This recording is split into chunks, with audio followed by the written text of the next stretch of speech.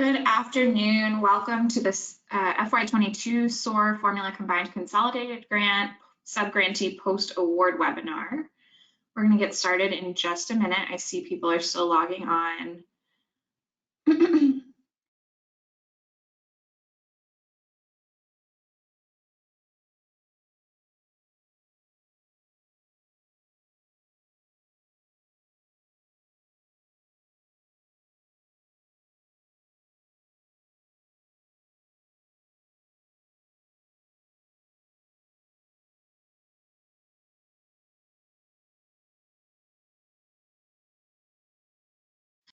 All right, great. So thanks and welcome again to the FY22 SOAR Formula Combined Consolidated Grant Subgrantee Post-Award webinar.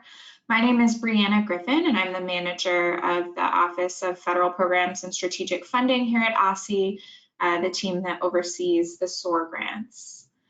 The webinar slides and recording from today's presentation will be shared on the OSSE SOAR webpage. Probably as soon as tomorrow they'll be available, and we'll also be looking to share them out in a future edition of the K-12 Grants newsletter. We're also going to have time for questions and answers at the end of today's presentation. So throughout the presentation, if you would like to send a question, you can use the question feature on your GoToWebinar panel to send that question through so that it's ready when we get to the Q&A section at the end. All right, so let's go ahead and get started. So by the end of the training, attendees will hopefully understand expectations and requirements of the Fiscal Year 22 SOAR Act Formula Combined Consolidated Grant, including the purpose of funds, reimbursement request submission process, maintaining the central data application, which is a key component to being able to submit your reimbursement requests, and semi-annual narrative reporting requirements. Attendees will also know how to make changes to their project budget if necessary, and should understand a little bit about the SOAR Formula Continuation funding from FY21 if applicable to your LEA. So if your LEA did not spend all of the funding in FY22 or 21 and has continuation into FY22, we'll touch on that a little bit as well. So most of this should be refreshers, especially if you've been with your LEA for a long time and have received SOAR for multiple years, but some of this information may be new and is especially helpful if you've got new staff at your LEA. All right, so let's talk about the purpose of SOAR formula funds. So this year in FY22, there are three grants that are all combined or consolidated into the SOAR formula grant. There's the Academic Quality Grant, Early Childhood Grant, and then new this year, of course, is the SR3 equivalent grant. So you may, again, be familiar with academic quality and early childhood as the two kind of core pieces of the SOAR formula grant. And then SR3 equivalent is also wrapped in this year. Each of these grants actually has a different purpose. So we thought it'd be helpful to start by outlining each of those purposes and how they are slightly different. So academic quality grants, these funds support projects designed to have a direct impact on student achievement, either school-wide or for specific subgroups of students. The early childhood funding supports supplementary activities that support school readiness, including the development of literacy and mathematics skills for early childhood students. So if you're eligible for that funding because you serve students, 3- and 4-year-old students, then that please pay attention to the purpose of that grant and how it is different than the academic quality grant. And then SR3 equivalent for those LEAs that were not eligible for SR3 funding, that funding will support projects designed to respond to and recover from the impact that COVID-19 continues to have on schools, including safely reopening school and addressing learning loss. So we've bolded some phrases here that kind of get to the core purpose of each of these grants, but clearly you can see that they're three distinct grants with three distinct purposes. All right, so let's talk about the reimbursement process. All LEAs have now submitted and had their applications approved for FY22 SOAR formula funding. So your budget should include allowable costs meaning that the reimbursement requests that you submit that align with that approved budget should also be allowable, but we'll talk a little bit more about the process here. So the award periods also are a little bit distinct depending on which piece of the Formula Consolidated grant we're talking about. So academic quality and early childhood both have an award period that began on July 15th, 2021, and will end at the end of this fiscal year, so September 30th, 2022. SOAR 3 equivalent differs because it will actually allow for carryover or continuation into FY23. So that is the only one of the three which we are planning to allow carryover into FY23. All three of these grants you could obligate as early as July 15th, 2021.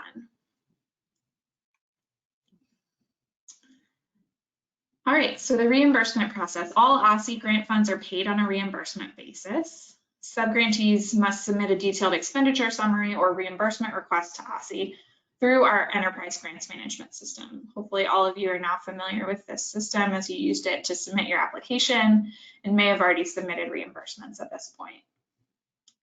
One thing to note about reimbursement requests is that professional services or contracted work and equipment costs must have the following supporting documentation uploaded as part of the reimbursement itself. So each cost would need both proof of receipt of the good or service, for example, an invoice, and proof of payment, like a check or ACH confirmation. So again, that applies to professional services costs and equipment costs. You are welcome to include documentation to support salaries and benefits or supplies and materials or other expenditures in that reimbursement request, but they are not required. They're only required for professional services and equipment costs. OSSE will review every expenditure for allowability to ensure that they align with the appropriate application budget and the purpose of funds for that specific grant, and also that all costs are necessary, reasonable, and allocable. So when you receive these slides after the presentation, or when you view them on the OSSE SOAR webpage, there are links here to relevant parts of the Uniform Grants Guidance or 2 CFR 200 that dive in a little bit more to what reasonable and allocable mean. So we definitely recommend checking out those resources. Subgrantees may submit amendments for shifts in the budget that do not alter the scope or objectives of the original project, and we'll talk a little bit more about that later on in the presentation. And then applicable regulations include the Uniform Grants Guidance, which I just mentioned, 2 CFR 200, and then also the Education Department General Administrative Regulations, or EDGAR. Those links are also shared on this slide.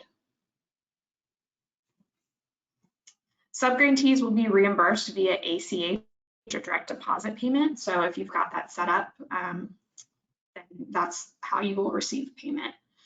An LEA will receive payment within 20 days of receiving approval of their reimbursement request in EGMS. So after our office has approved the reimbursement request, there's an additional fiscal process, which will take about 20 days until you receive payment. All reimbursement requests for funds obligated during the current fiscal year ending September 30th, 2022 must be submitted by December 1st, 2022. So this is similar each year in that there's about 60 days after the end of a fiscal year when you have time to submit reimbursement requests for that fiscal year. And after that, the window closes for submitting reimbursements for the previous fiscal year. Subgrantees are strongly encouraged to submit reimbursements on a regular basis. So that could be biweekly, monthly, or quarterly, depending on your LEA schedule. This is not a requirement, but it is a best practice and helps us to anticipate what your spending will look like over the course of the year.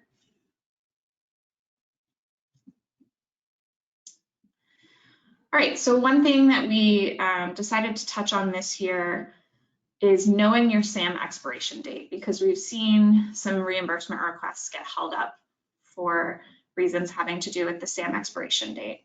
So in order to receive payment, subgrantees must maintain an up-to-date 2022 central data application in EGMS. This includes the SAM, or System for Award Management Unique Entity Identifier, UEI, that's issued by SAM.gov, as well as the SAM expiration date. So again, that has to be up to date in the 2022 central data application. It may take up to 30 days from initial submission to process a reimbursement payment. What that means is payment might not be processed if the SAM expiration date has passed or is close to passing at the time that you submit your reimbursement request. Make sure that you know your SAM expiration date and aim to submit reimbursements at least 45 days prior to this date. So if you don't already know what it is, definitely go into your 2022 central data application and probably make a note on your calendar for about 45 days in advance to start thinking about getting that expiration date renewed so that you can update central data and then there won't be any lags when you can't submit reimbursement requests.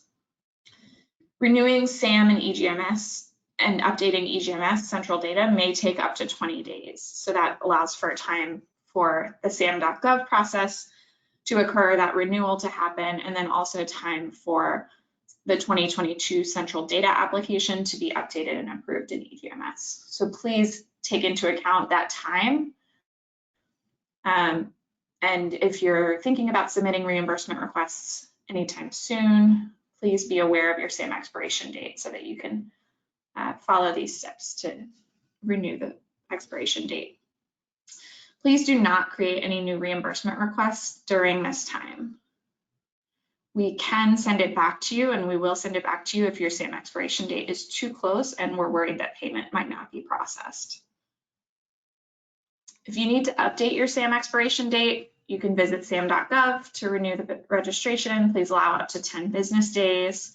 There is an incident ticket system that you can use if you're running into issues with renewal, or contact the SAM help desk, and the number is located here. Once you've received that updated registration, you'll want to amend the 2022 central data application to update that expiration date and upload the new entity record. So allow 10 business days for the central data application to be approved by OSSE. So again, both of these pieces together, the SAM.gov renewal, as well as the central data application update, can take a total of about 20 business days. So please plan for that and be thinking ahead if your SAM expiration date is close to expiring. It's also a good idea to notify your SOAR grant manager once you've submitted the central data amendment, particularly if you know that they're waiting on a reimbursement request or if a previous reimbursement request has been sent back to you. Once the central data amendment is approved, you'll want to delete any created reimbursement requests that have either not been submitted to OSSE or submitted and rejected, and then create a new request, which will automatically pull in the new SAM expiration date from central data. Common reimbursement issues. So there are a few reasons why we might reject a reimbursement request. If we reject, you'll receive an automated email from EGMS that tells you to go in and review the comments or the review summary. Some of the common issues include the expenditures don't align with the most recently approved SOAR Formula Combined Consolidated application budget. So we are checking every reimbursement request line item against your application to ensure that it aligns. If it doesn't, we will reject that request. Also, if funds were obligated outside of the allowable award period dates. So a few slides ago, I mentioned that the award periods for all of the Formula Combined grants started on July 15th, 2021. So if you're requesting reimbursement for costs that were obligated or expended prior to July 15th, 2021, then that will not be allowed. Similarly, at the end of the award period, if funds were obligated outside of that allowable award period, we will reject that reimbursement request. We can also reject a reimbursement if invoice and proof of payment is missing or incomplete for professional services or equipment costs. Again, those two categories require all documentation for those expenditures. So please be sure that you're uploading the correct documentation as necessary. If your SAM expiration date has passed or was within the next 30 days, we might reject your reimbursement request. Again, we do not want payment to be on hold or risk not processing because the SAM expiration date is too soon. or has passed. So we will be monitoring and looking for your SAM expiration date when we're reviewing a reimbursement request. So if it's within the next 30 days, it's best to go ahead and start that renewal process before creating your reimbursement request. Expenditures do not appear necessary, reasonable, or allocable to the project. Again, the links were on a previous slide with more detail from the Uniform Grants Guidance about what each of these terms mean. But generally, we're looking for costs that are necessary to complete the project, that would be incurred by a reasonable or prudent person, and are allocable to the project, meaning they align with the purpose of funds and are not being requested under another grant. All right, so shifting gears a little bit to semi-annual reporting. So for FY22, reporting periods and deadlines for LEAs that are receiving ESSER 3 equivalent funding, the reporting periods and deadlines are listed here. The main thing to note is that the next reporting period, or the next reporting deadline rather, is May 16th, 2022. That is the same across the board for all LEAs. The reason that this ESSER 3 equivalent table is slightly different is because it includes reports that are due in FY23.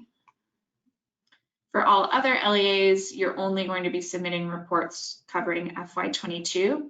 So those reports will be due on May 16th and November 15th.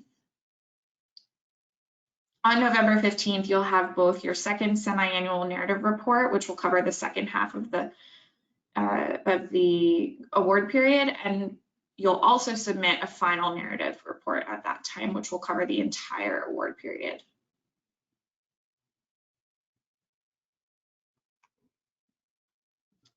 For LEAs with FY21 continuation applications, you will also have reports due in FY22, but we've aligned the deadlines so that they will fall on the same dates as your FY22 SOAR combined application. So again, for all LEAs across the board, whether you have continuation or not, whether you have ESSER 3 equivalent funding or not, the next deadline to keep in mind is May 16th, 2022. We have a new updated semi-annual narrative reporting template. It is linked here. It's also available on the OSSE SOAR webpage if you have that page bookmarked. This reporting template is an opportunity for subgrantees to share progress updates and highlights from their project, which will include a progress update on the project activities listed in the approved performance measures template that you submitted with your application, positive highlights of the program or project, the number of students, staff, family members, and other individuals that are impacted by the project, and the academic outcomes impacted by the project and how they're being tracked. So among other things, these are core pieces of that reporting template. Subgrantees are not required to submit evidence of project activities with each report submission. However, this documentation should be maintained at your LEA and could be reviewed in the future during desktop or on-site monitoring. So please be sure that you are saving and storing and organizing evidence of completion of each of the project activities that were outlined in your performance measures template in the application. Subgrantees that receive multiple allocations, for instance, academic quality, early childhood, and/or ESSER 3 equivalent. So if you receive more than one of those, you can still complete one reporting template for all of your projects. FY21 continuation reports should be completed on a separate template. And when you visit the OSSE SOAR webpage and view the reporting templates, you'll see that the FY21 continuation report template is different. You'll email the completed reporting template as a Word document or PDF to your OSSE grant manager by the stated deadline. If you don't know who your OSSE grant manager is, please click this link to find out and familiarize yourself with that person's contact information. And for the final narrative report, you'll complete the final narrative section of the reporting template. So that final narrative section is on the template itself, but you'll only complete that one time at the end of the entire grant award period.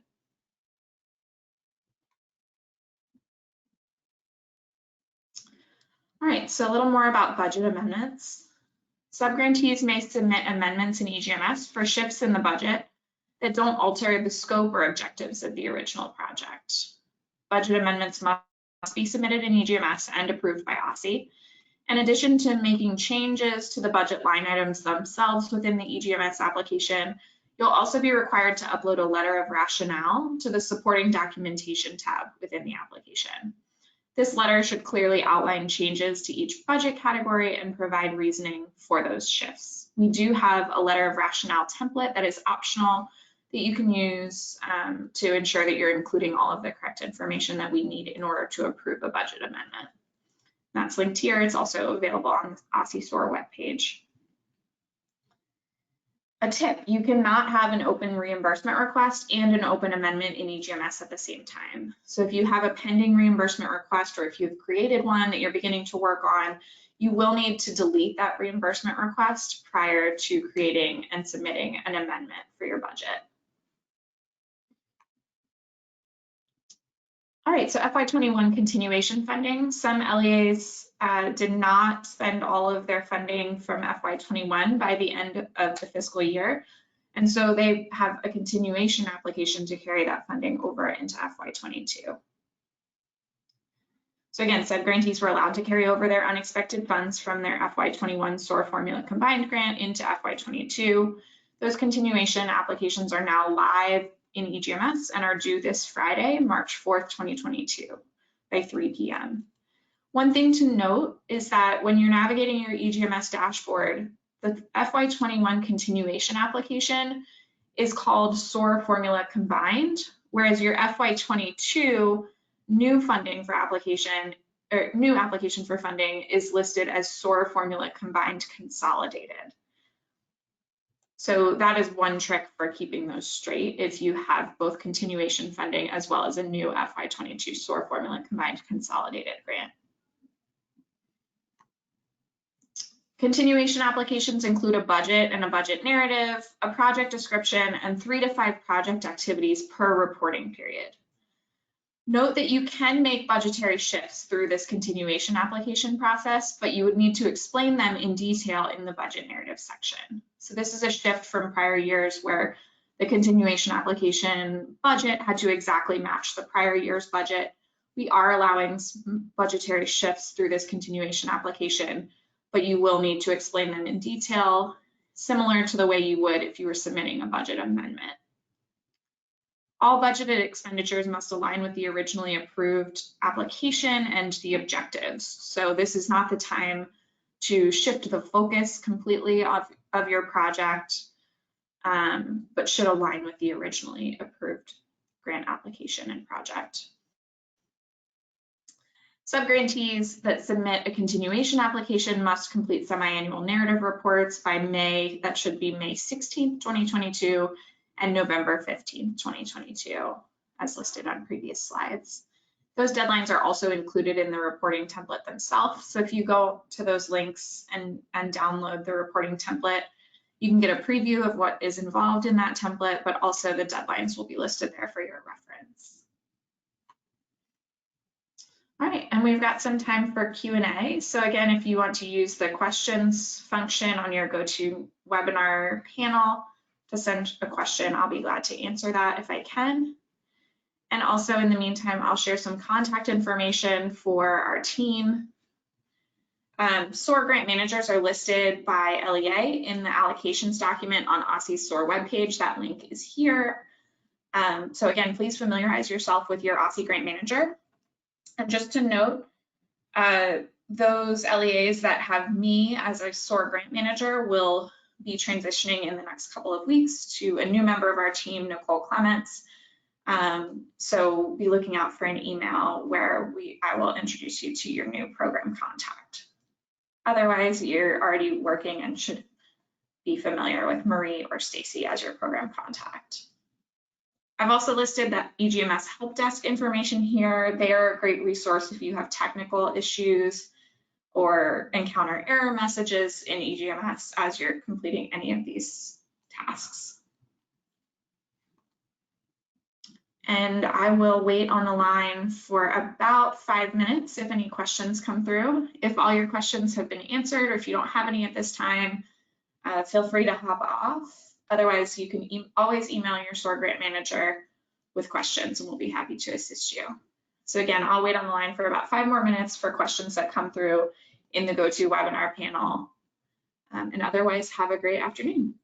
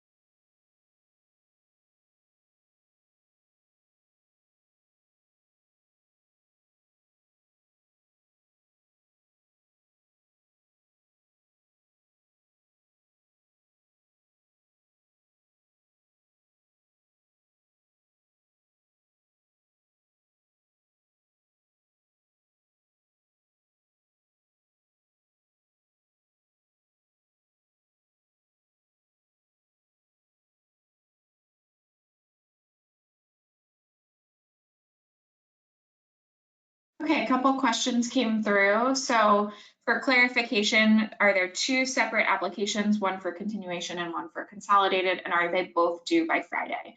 So the continuation application for FY22 funds, if you had carryover, is due by this Friday. The consolidated application for FY22 has already been submitted and approved. So unless you're submitting an amendment for that funding for any reason, there's nothing due for the consolidated application by this Friday.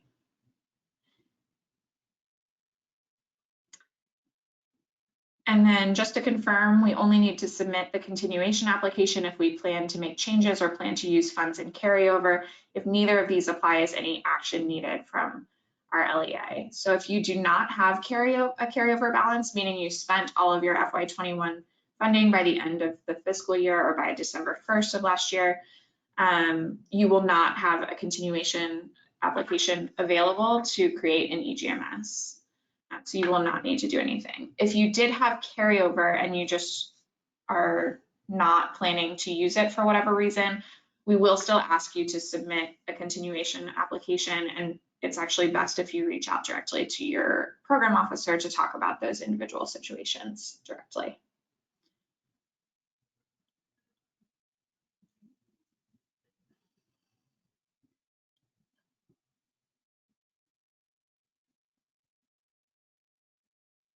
And also just to follow up on that, if you have carryover and you're not making any changes, you do still need to submit a continuation application, even if your budget will directly align with the previous year's budget.